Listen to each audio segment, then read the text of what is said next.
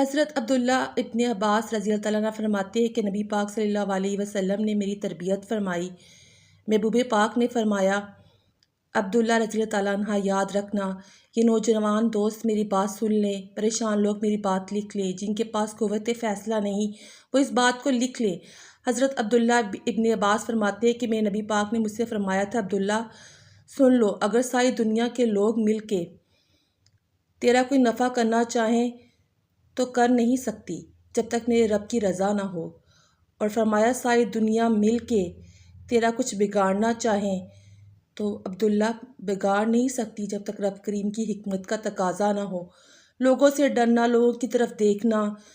ماحول دیکھ کر اپنی راہ کا تعین کرنا،